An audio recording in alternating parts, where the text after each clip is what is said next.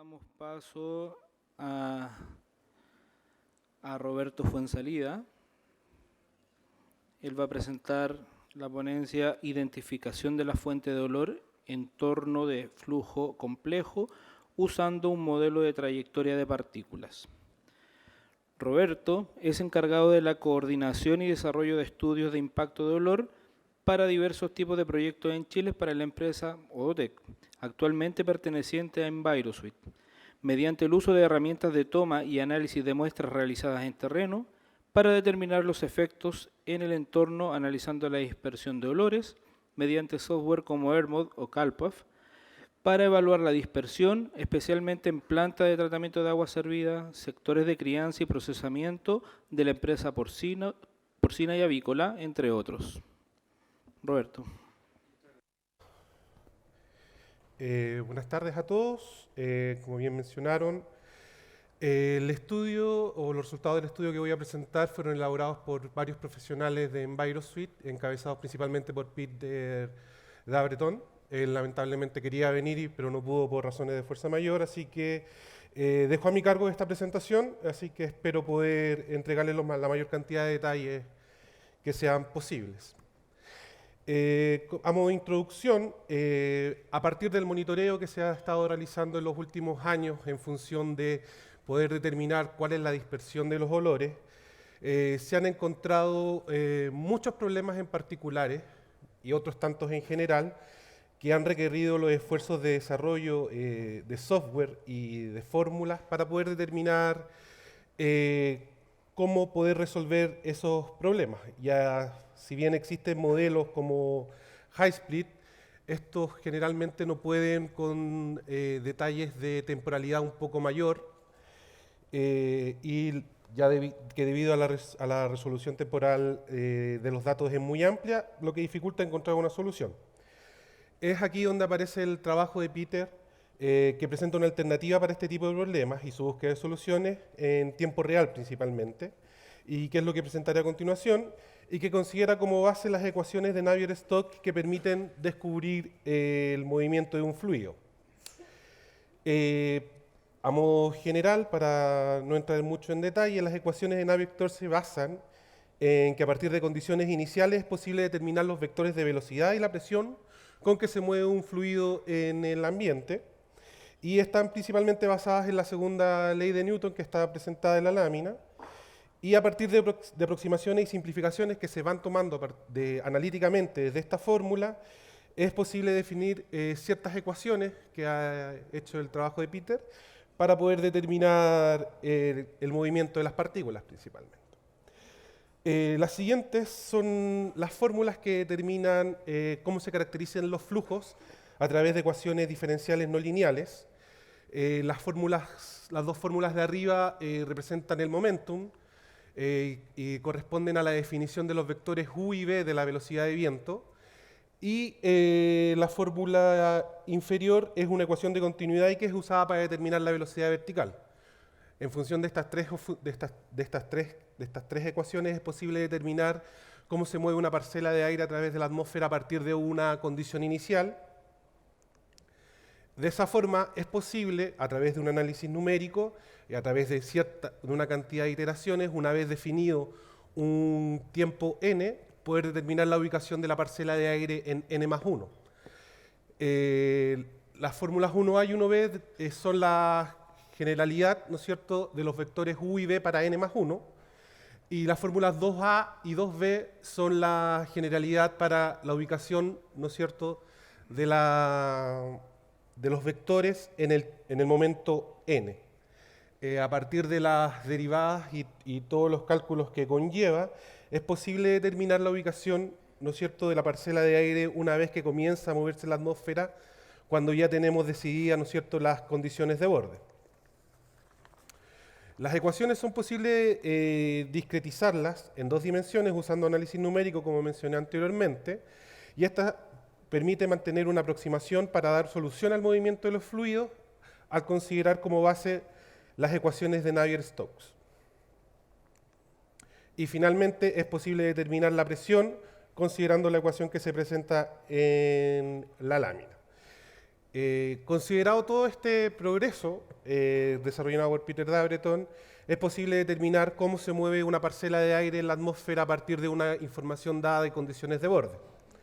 Las condiciones de borde que se han definido a partir del estudio y del caso práctico que vamos a presentar en un momento más, consideran como condiciones un movimiento libre en la dirección horizontal desde un límite hacia otro. La velocidad vertical se aproxima a cero en los límites para apresurar el cálculo y hacerlo más rápido, si no cuesta mucho que converjan las distintas iteraciones. Y en los límites próximos a los obstáculos se aplica como una condición no slip, y que esto fuerza que los vectores de velocidad de viento tiendan a cero alrededor de estas celdas para que se vea el efecto que generan estos edificios o estructuras que puedan detener el libre movimiento del flujo. Este es un esquema bastante simplificado de cómo funciona el cálculo que se ha desarrollado. Primeramente se determina la ubicación de los edificios o estructuras que actúan como bloqueo al movimiento del fluido. Se define los componentes iniciales y se empieza a iterar las fórmulas que describimos anteriormente hasta encontrar una convergencia, una solución. Eso define los vectores de velocidad y de presión en el tiempo n+1 y se vuelve a repetir el ejercicio una vez más, y de esta forma vamos determinando el movimiento del fluido, que posteriormente nos va a servir para determinar el movimiento de la partícula.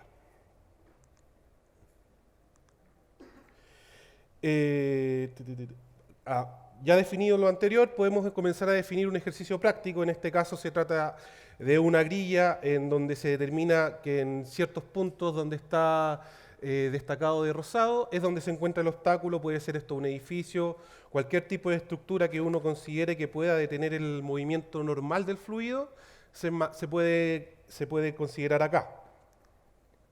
Y estos son resultados preliminares para poder determinar cómo se verían los campos de viento. Se aprecia, ¿no es cierto?, que existe no sé si alcanzan a ver los vectores que se mueven de oeste a este, y que cuando se encuentran con las estructuras que detienen este fluido, los vectores cambian un poco de dirección, y de hecho posterior a la aparición de las estructuras se ve una disminución en los vectores. Esto es lo que se ha logrado a partir de la definición de las ecuaciones que se mostraron en un comienzo. Acá otro ejemplo, cuando el vector no está en vertical a los efectos, acá está desde el suroeste hacia el noreste, y también se ve que el efecto se ve reflejado en la caracterización de los vectores. Podemos también, como dije anteriormente, hay varios modelos que tratan de reflejar esto, pero que se ha considerado que necesitan un mayor desarrollo, lo que ha llevado a realizar este ejercicio. Antes. Acá se ve las diferencias en las velocidades verticales. Los colores fríos, azules, representan velocidades verticales que se mueven en ascenso, es decir, cuando el fluido se encuentra con el obstáculo, comienza a elevarse, y una vez que lo traspasa, ya sea de forma lateral o de forma superior, aparecen los colores cálidos que indican que la velocidad vertical está en descenso, o sea, los fluidos van en descenso en ese sector del espacio.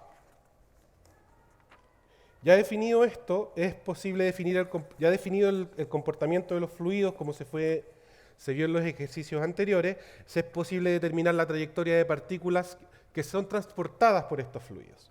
Para esto se ha utilizado un modelo lagrangiano con movimiento de parcelas de aire que se transportan con las mismas corrientes de aire, y utilizando un modelo de integración en donde la ubicación de la partícula corresponde a la ubicación anterior más la modificación de su parcela a partir de componentes del vector de velocidad, que son los que se presentan en las dos fórmulas que están a continuación. Abajo el componente de velocidad está también definido por los promedios y por la turbulencia que se genera en el efecto. Los componentes del viento son utilizados para definir la trayectoria de la partícula, y para el cálculo de dispersión también se utilizan las componentes de turbulencia a partir del Turbulence Kinetic Energy, y la relación entre los componentes horizontal y vertical se definen explícitamente a través del factor de anisotropía de turbulencia, que es la fórmula que se encuentra en la parte inferior de la lámina. Además, en las partículas transportadas hacia arriba, que van a superar por el cálculo la altura de mezcla, se genera un efecto de reflejo para que no superen esa altura y se vean reflejadas hacia abajo, y es el mismo efecto que se genera cuando se genera el reflejo sobre edificios u otros obstáculos. Como decía anteriormente, se ha revisado el desarrollo de otros. Falta una lámina, perdón. Disculpen. No, falta una. Debe estar más adelante, disculpen. Y acá tenemos el ejemplo práctico que se ha realizado en una planta de tratamiento de aguas servidas, la cual cuenta, como se ve, con numerosas fuentes de despacho de lodos, ¿cómo se llama?, sedimentadores y otros, y alrededor está una gran cantidad de edificios que generan turbulencia de los vientos que se encuentran traspasando, ¿no es cierto?, el momento. Y aquí se ve cómo se mueve una partícula a través de los campos de viento y se ve que existe el efecto que se genera el rebote a través de los edificios que se encuentran cercanos. Esto es relevante por dos situaciones. Primero que nada, permite determinar efectivamente desde dónde proviene una partícula al hacer el ejercicio de la trayectoria inversa, y además permite saber cómo se mueve en qué trayectoria se mueven las partículas y cómo esto están alimentando los sensores que puedan estar midiendo, ¿no es cierto?, los flujos de olor o de otros componentes y gases que estén en el interior. No sé si se ve este video, pero es un ejercicio similar en donde se ve el comportamiento de la pluma y similar acá. Finalmente, como conclusión, el modelo presentado es una solución aproximada casi en tiempo real del flujo complejo. Los ejercicios que se presentaron están hechos a partir de información meteorológica cada 2 minutos. El modelo se puede utilizar para impulsar también un modelo de trayectoria de partículas para determinar el transporte de campo cercano en un flujo perturbado, pudiendo identificar adecuadamente cuáles son las fuentes que generan las partículas que uno está analizando. Y el ejemplo también muestra que en la mayoría de los casos las fuentes de olor pueden identificarse a partir de una combinación de trayectorias, y se pueden identificar tanto al interior o como fuera del sitio, así pudiendo hacer análisis que puedan dar respuesta a las consultas o criterios o reclamos que se puedan tener del entorno de donde estás tú desarrollando tu actividad. Eso, muchas gracias.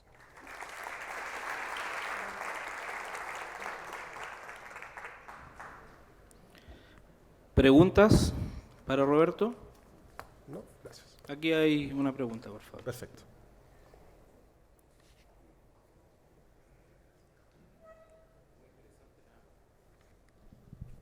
Ahí lo vendió.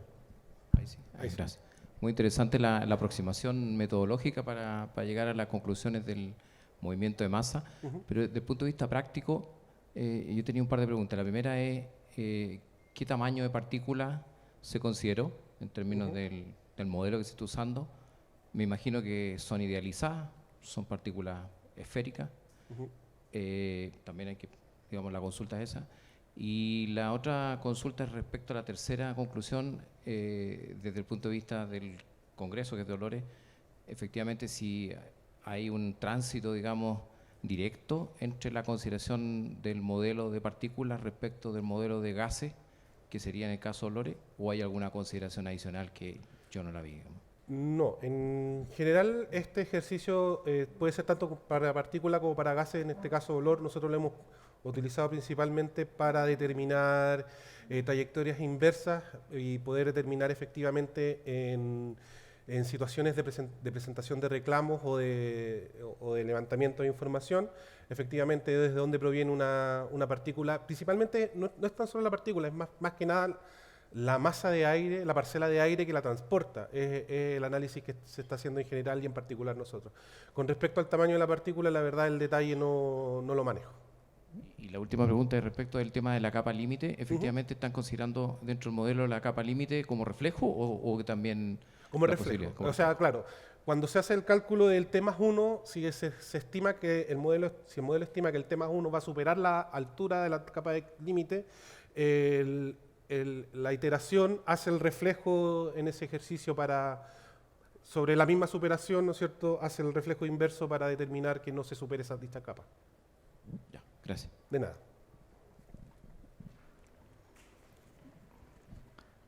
¿La última pregunta? ¿No? Bueno, Muchas gracias. gracias Roberto.